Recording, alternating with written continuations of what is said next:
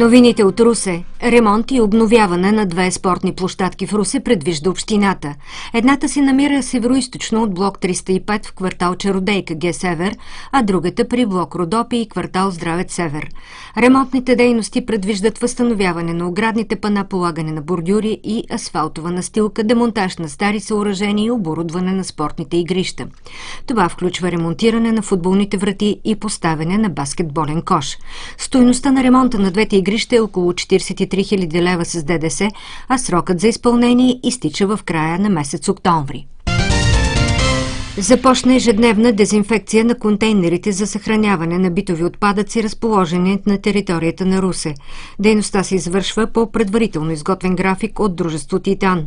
С препарати се почистват и мият контейнерите отвън и отвътре, както и площадките, на които са разположени. На ден се дезинфекцират приблизително по 200 броя контейнери, а дейността ще продължи до 13 октомври. Днес е последният срок, в който клиентите на Енергопро могат сами да отчетат и подадат в компанията показания за своите електромери към 30 септември.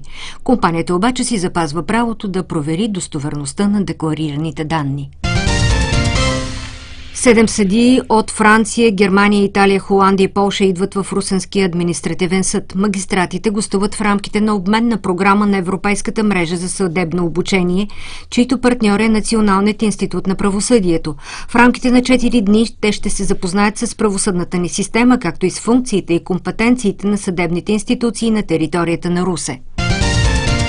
Ваучери за безплатна консултация за основните права на работното място ще раздават от 12 до 13 часа от КТ Подкрепа на пешеходната зона между булевард Фердинанд и улица Александровска.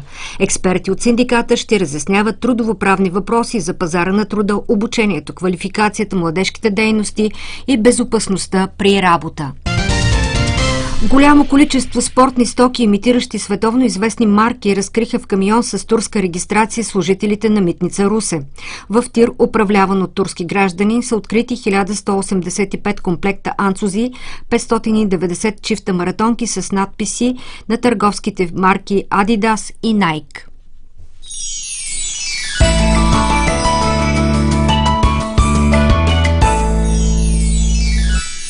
Днес температурата ще достигне 17 градуса, ще бъде облачно с кратки превалявания.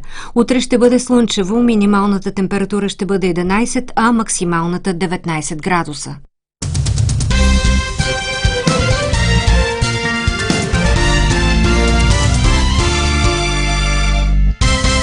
Радио Русе.